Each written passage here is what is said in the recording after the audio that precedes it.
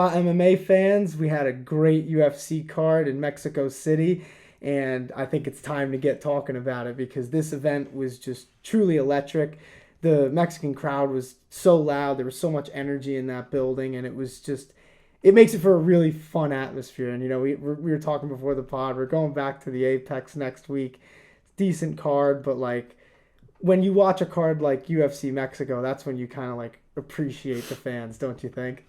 Well, yeah, I mean, especially it helps that, you know, when you have a country like Mexico whose hometown fighters have been, so successful as of late, it seems, and you're able to pretty much get a handful of them for this card and, pretty good results for them, obviously, throughout, then, yeah, it makes for a fun atmosphere. Do you And then see it the fight translates, in the? yeah, You then was it, that what you were tra- about to say? The fight in the yeah, it crowd. translates to the crowd.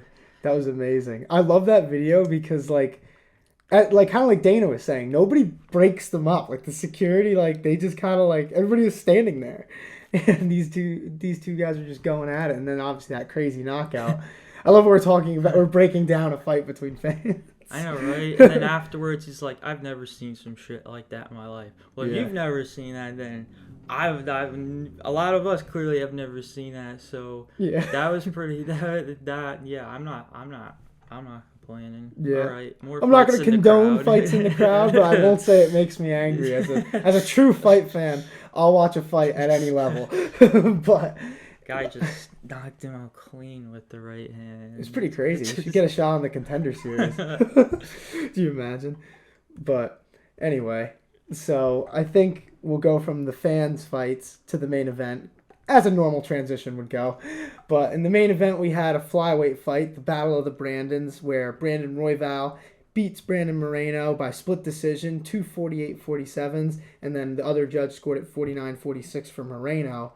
And I think the part where you just have to start is, who do you think won this fight? Yeah, so I think Moreno won this fight. Rounds 1, 2, and then 5, and then the middle rounds going to Royval, which I think so from the jump you saw that Brandon Royval was the aggressor. He was the one trying to assert the dominance on the feet, and Moreno was the more passive. Not that Brandon Moreno can't hang with a guy like Royval on the feet, but he was more inclined to just kind of just like how I thought he won this fight, like from a technical standpoint.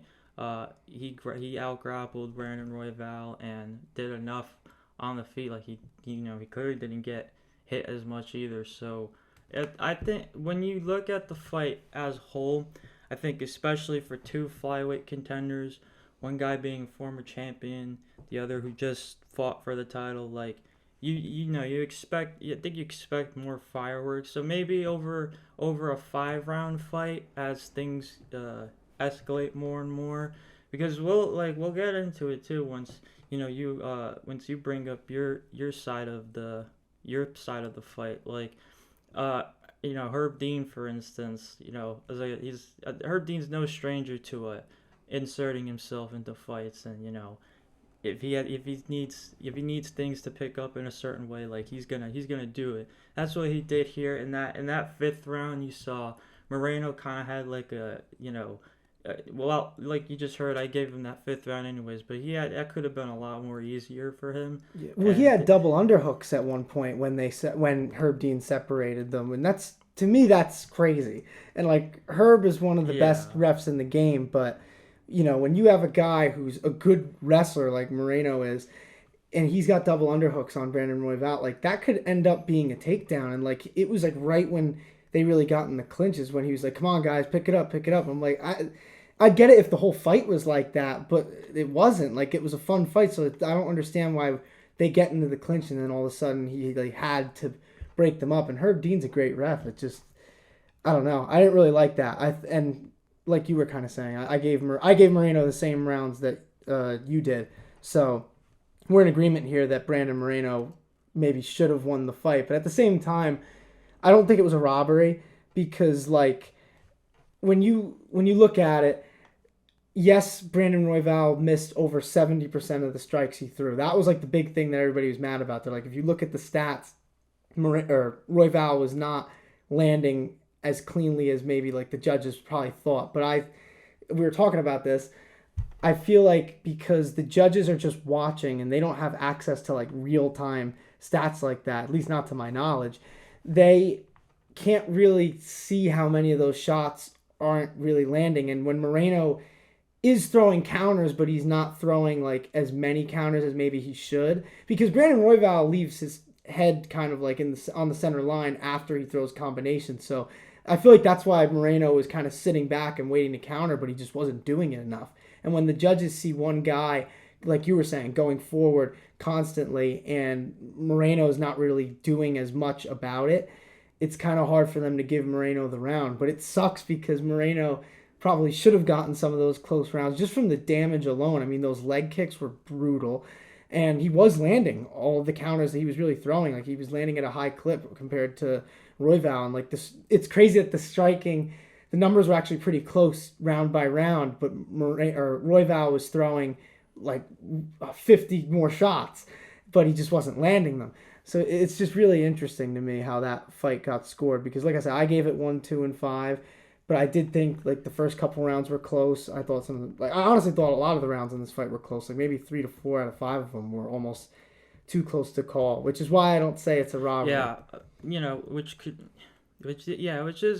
play is more interesting as to why Herdine would stop a clinch situation like that because clearly you have one guy who's on the attack and who's dominating the fight in the moment. So for such a close fight, you would think you would want a guy to pull away more clearly like Moreno was starting to, but no, yeah, like once again I thought not to call things underwhelming obviously, but I think both guys are definitely like they're both way more capable of putting on a better showing like we've seen in the past already. And I guess just for this time around, their second meeting as well. Things were just playing out a lot more technical and methodical, and that's understandable, especially for a division like flyweight. So, and I believe Brandon Royval was stepping in here for Amir Albazi, was supposed to have this fight, and now the Royval is the one who's the winner of this fight. So I think it only makes sense to match those two up together and then see who becomes the next contender for the title.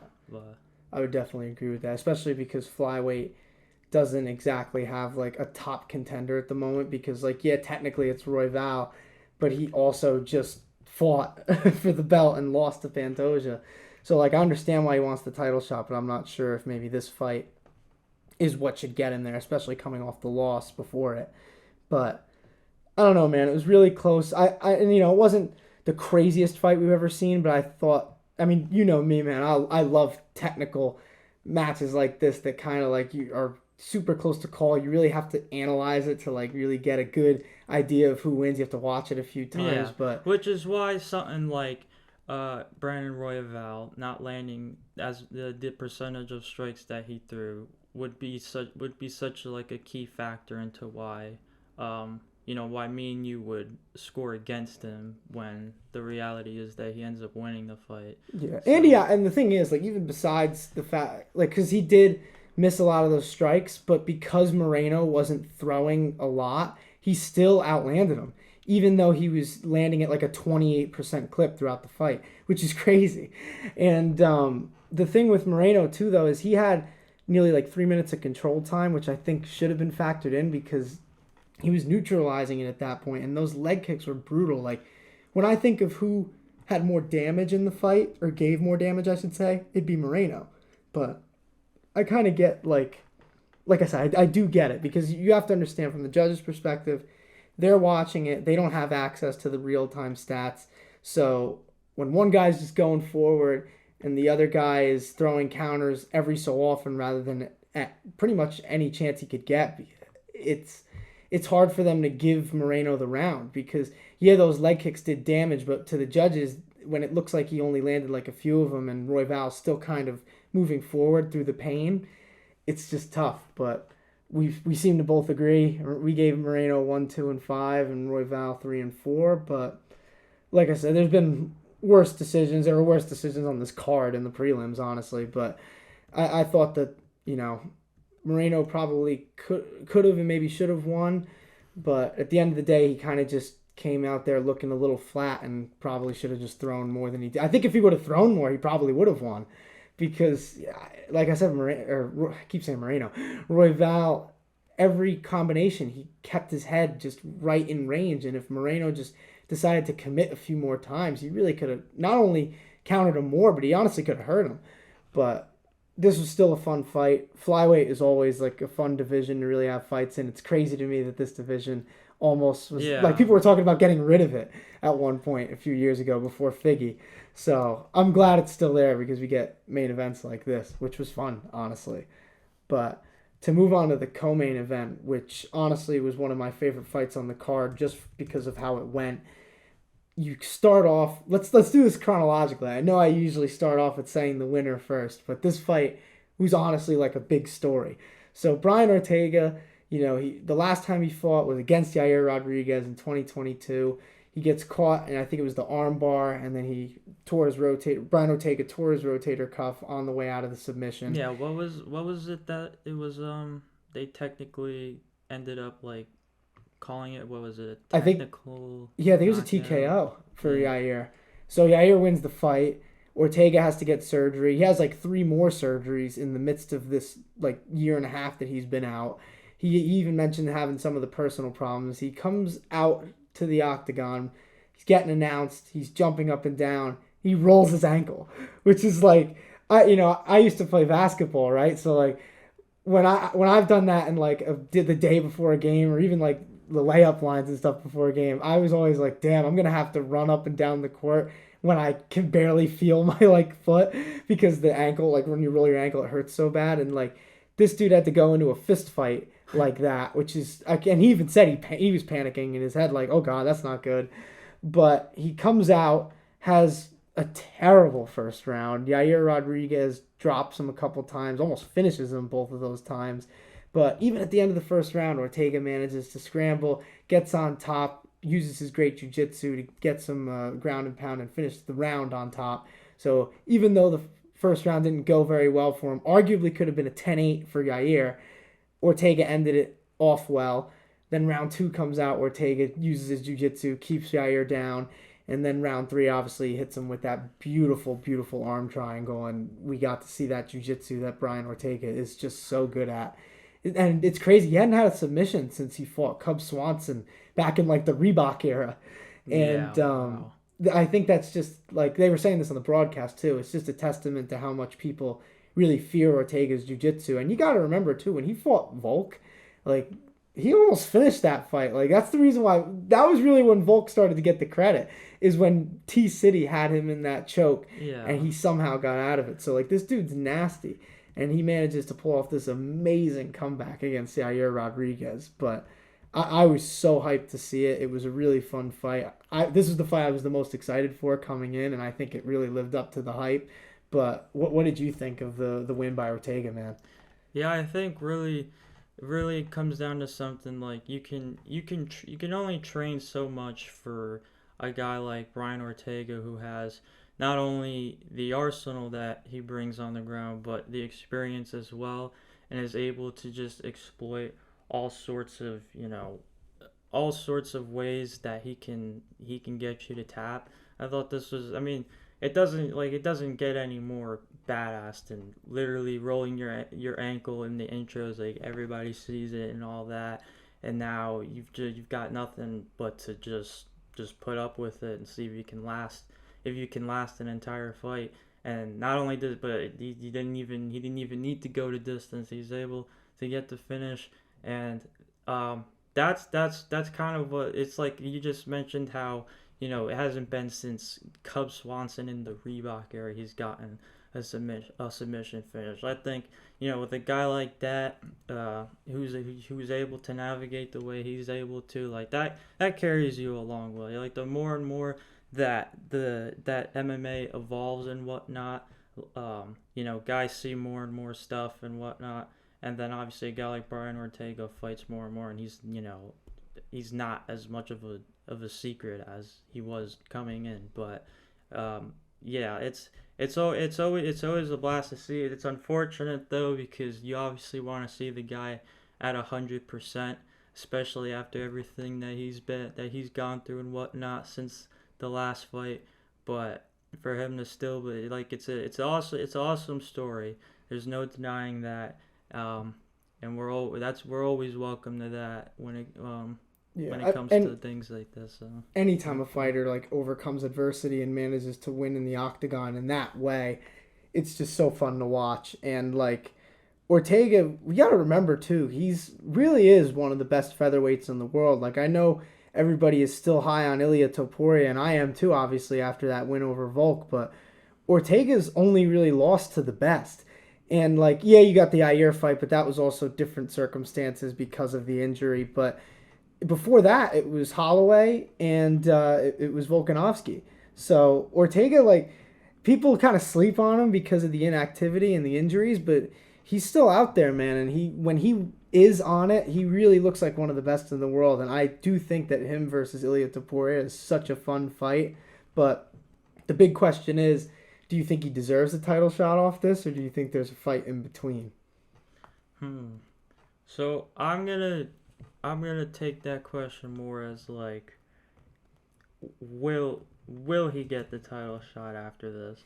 And that question is, it's probably more of an Ilia Topuria, because Ilia Topuria he's already downplayed the entire division, but a guy like Brian Ortega obviously hasn't been around since Volk was still well in the midst of his legendary reign, and now so things have obviously they've changed quite a bit. I don't really even. I don't. Yeah, I don't. I mean, you have to think like Brian Ortega. He just beat the former interim champion. Like, what more does there really need to be shown? Especially over the course of Brian Ortega's career. Like I just mentioned, like a guy like that who's so capable of innovating all sorts of ways to finish you to get you to tap. Like that poses a problem one way or the other for Ilia Topuria, who obviously would prefer to keep the fight on the feet. So and Ortega, I mean, obviously it didn't really look like it as much in this fight, but also Yair is just like a technician on the feet. But Ortega's got some nice boxing, and obviously we've seen he's very, very tough. Even if you don't want to look at this fight, I remember when he fought Max Holloway. I mean, he was getting beat up in that fight, and he still managed to stay tough. And even against Volkanovski, taking all that ground and pound he took after the choke failed, he's a tough dude, and like mentally too. That's the thing you have to like realize. It's not just his chin. This dude truly has an unbreakable mentality, and that's one of the things I love about Brian Ortega, and it's why I'm happy that he is back, and hopefully we'll get to see him fight a little more often because he's so fun to watch. His mentality is amazing. I think a lot of people like him and they like his story. He's just an overall awesome dude to watch, and yeah, it's a lot of things that you can't teach with Brian Ortega, and that's what I think a larger base of the MMA fans like gravitate towards and appreciate. So obviously you get that guy in any sort of main event, whether it's a co-main event or the main event for the title. Like, a lot of people are going to be invested and are going to want to see how that goes. So I hope Ilya takes the fight because, like you were saying, he was talking about maybe like going up to lightweight or fighting Sugar Sean at some point. Like, I gotta say this, and I know a lot of people say this, but I 100% agree with these comments who say there should be some sort of rule that the champion has to clear out division, like 3 or 4 defenses at least, before you're talking about going up or down and wait to get another title, because it's starting to get ridiculous at this point. Like, every single champion that right now that I can think of has been saying that they want to go up a division, but like, there's still contenders. Like, what happened to the days where you had to clear out the division before you went up and fought for a title? Like, we could, if that was the case, imagine like back in the day when GSP was welterweight champion and Anderson Silva was middleweight champion. Like, that'd be an easy fight that people would want to see. But like those guys wanted to fight in their division first and clear those guys out of the way. And that's ultimately one of the reasons why that fight really never materialized in the end. Because nowadays, though, you have everybody wanting the money fight, but you got to clear out the division to earn the money fight. That's the thing that I feel like people aren't doing nowadays. But Ilia Topuria, I mean, he's a big star, man. I mean, I don't know if you saw him. He was at the Real Madrid game with his belt in front of all those fans, and like that's a big deal out there in Europe. And I'm not even like a big soccer fan, and I understand that. But at the same time, Brian Ortega, I kind of agree with you. I feel like he just beat Yair Rodriguez very recently, the interim champion, and I think he was number 2 in the world at that point. So now Ortega is up probably by that number. And, you know, there are fights that you could give him in the future, like if you don't want to give him a title shot, like I wrote down here, Evloev is one option, or maybe the winner of Kattar versus Sterling. But I'm kind of at the same point as you. I'd rather just see him fight for the title and then maybe see Evloev fight the winner of Kattar Sterling, and then that's the next title challenger. Because Ilia has not fought a lot of these guys. That's why I don't want to just see him go up. And I love watching Ilia Topuria, and I think that him going for double champ status is fun. But at the same time, I want to see him fight all these guys because all the featherweight contenders are so exciting, and I think that they could all be really fun fights. Yeah.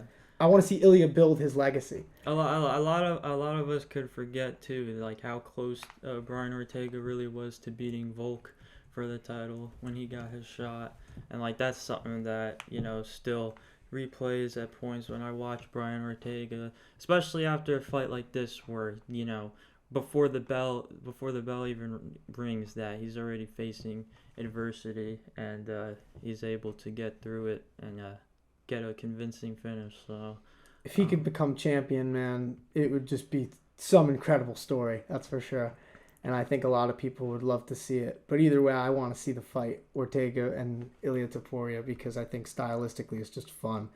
So, really fun co-main and main event. The whole card was really fun, though. I mean, I had it written down here. Daniel I think it's Zellhuber, beat Francisco Prado. That fight was a war, and it wasn't really, I mean, it was kind of expected to be, but it's more so because of Zellhuber's style. And he was like a step ahead the whole fight. He was a lot quicker. He was more technical. But Prado, man, he wasn't going down without a fight, and I love that. Yeah. And it made for a really fun little like predecessor to those main 2 fights. And I'm glad that it was like placed at that point in the card. It sucks that we didn't get Raul Rosas versus Ricky Tercios, but we'll be getting that next week anyway. So no need to really panic about that one. But then, like, besides that, you know, you had Manuel Torres, 14 first-round finishes, gets another one versus Chris Duncan with the rear naked choke after Duncan hurts him in the first few seconds. Just insane. And then even at the end of the prelims, Raoni Barcelos versus Christian Quinones. I was literally texting one of my friends before that. I was like, this isn't a fight that, like, the casual fans are going to care about, but I know this fight is going to be a war because both of these dudes come to scrap. And that's exactly what it was. And then in the 3rd round, Barcelos got the rear naked choke and just outstanding. So, I mean, there were a lot of other fights that I could talk about on this card, but in reality, just the whole event was so fun to watch. I'm glad that they got to go to Mexico City and those fans got a chance to really cheer on their fighters. There were a lot of Mexican fighters on the card, and a lot of them did really well. So, overall, super successful event for the UFC there. And that was not the only event, though, over the weekend. In Saudi Arabia, we had the PFL versus Bellator card. And that was another one that had like a pretty fun atmosphere, honestly, because, you know, you had John Jones and Francis Ngannou there, and like there was some talk between those two. And you know they want to fight each other so badly, but it's just the promotions that kind of get in the way of it. But who knows, maybe we'll see it someday now that there's a little bit of momentum. But right now we got to talk about the fights because this was really the test for both promotions now. I mean, Bellator is now under the PFL banner anyway, so technically it's all PFL fighters, but they did Team Bellator basically versus Team PFL on the main card. Team Bellator pretty much dominated, won 5 of the 6 fights in I think it was the main event. Renan Ferreira versus Ryan Bader. That was really the only highlight for the PFL on the main card. Knocked Bader out in 21 seconds. Now he secured a Francis Ngannou fight. So I think Ferreira versus Ngannou would be a really interesting matchup because Hennon's a big dude, man. He hits hard, so I think it would just be a battle of two giants that I would love. But then, besides that, it was pretty much all Bellator. I mean, Johnny Eblen defeated Impa Kasanganay in a close split decision. Jason Jackson with those leg kicks just destroyed Ray Cooper III. Vadim Nemkov, I always say this, he's top tier fighter at heavyweight, light heavyweight, doesn't matter. He's just so good all around. Wins via submission versus Bruno Capoloza. And then, oh my God, AJ McKee running through Clay Collard with that submission. We had Yoel Romero versus Thiago Santos. Yoel is turning 47 in April, and he just beat Thiago Santos, who obviously is not that young himself, but still, Yoel is just a freak of nature. But besides that, like even the prelims, like Aaron Pico got a win. And then the PFL did pretty good too. You know, Biagio, Ali Walsh, and then Clarissa Shields, they got some wins too. So I would say, even though the PFL got dominated in the main card, super fun event, super successful, and I think it's kind of a win-win scenario because Bellator, yeah, they dominated the card, but at the same time, they're all under the PFL banner, so now you just built up all these people in your promotion, and we can really move forward with some fun fights. But man, what did you think of this really like groundbreaking event between two of the top promotions in the sport? Yeah, I think there was a way, like, afterwards that a lot of higher ups and whatnot, maybe fans could look at it and like, was that really worth it? But I think, like, especially now after, like, it definitely was. Like, as I think you definitely needed that kind of showcase where, you're taking, obviously, it's really just a bunch of fresh matchups instead of now you just have this PFL card and you have to, figure out pretty much on like everyone's schedules and stuff and see who can fight who and whatnot. But like everyone knew what the deal was. Like it was gonna be champions versus champions, and it was just that simple. Like no strings attached really, and it was a fun showcase. Like you just said, other than obviously the Bellator fighters pretty much dominating, but like once again, like that doesn't matter as much as one might think, because at the end of the day, like they're all under the PFL banner, and now you've got they got to showcase pretty much what kind of competition that could be out there, and then there's clearly guys that are capable of, if you were to put them in UFC, like they could put on a showing as well too. Like Nemkov, for instance, if you had to match Vadim Nemkov up with one name in UFC for one fight, who would you look to? I mean, I know he just went up to heavyweight, and I honestly don't even think this matters because he was a light heavyweight, and I think the guy that I'm gonna say is capable of fighting at heavyweight, but I'd love to see him versus Alex Pereira. I think he could possibly win that fight. Like, I think he's that good. And it's crazy that he was kind of just like in the middle of the main card. And I know it's because he's not the champ anymore. Or is he? I don't even know if I think he vacated the belt at light heavyweight for Bellator. But I think that he's might be really the best fighter on that roster. And I don't mean that in like a derogatory way towards everybody else. I just mean it because Nemkov is that good. He's a great striker. He's a great grappler, and he won his fight with relative ease, and he wins a lot of his fights at relative ease. And think about Yoel Romero too. Since coming over to Bellator, he's won every fight besides that Vadim Nemkov fight. So it's just like this dude's beating real guys. Yeah. That's the thing. I think also too, I think I think in a way it helps for the Bellator fighters being the ones to really dominate the card and pretty much win all their fights, is because now I think it's clear as day now that Bellator was never that kind of slouch of a promotion, and it's just that obviously it didn't get the sort of promotional spotlight that it could have gotten or was able to. But like clearly you see that promotion as a whole has a lot of history and great fights in its own right that anyone could go back to if they wanted to and watch and whatnot. Yeah. And get the up PFL to too. They have they have really good marketing, and like you said, that was kind of Bellator's Yeah. main It downside. was like, yeah, pretty much a closing of the door on one chapter of Bellator. Now we're opening up the PFL side of it. So And I'm glad that Bellator still kind of like is remaining a thing, even though it's owned by the PFL. Like, I'm glad they're not just like eradicating it. Maybe it might be a little more confusing down the line, but for right now, I kind of yeah, enjoy it because Bellator, they deserve a little bit of respect. I know that like everybody thinks it's the UFC's little brother, and in a way it kind of was. But at the same time, there are so many good fighters in that promotion, and they might not have really had a chance to prove it against really like good competition. And this card kind of provided them with that opportunity, and basically all of them lived up to the hype.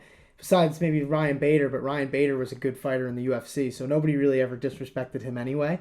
So that's why I'm like, this was good for Bellator, but it was also good for the PFL, despite what people might think. Because like we keep saying, now they're all under the PFL umbrella, and they have all these different fights that they can make now. And because that was really both of their problems, they didn't really have like a lot of depth. Both of them. PFL had a little more depth than Bellator did, but Bellator, there were times where you'd have like a champion fighting like a plumber.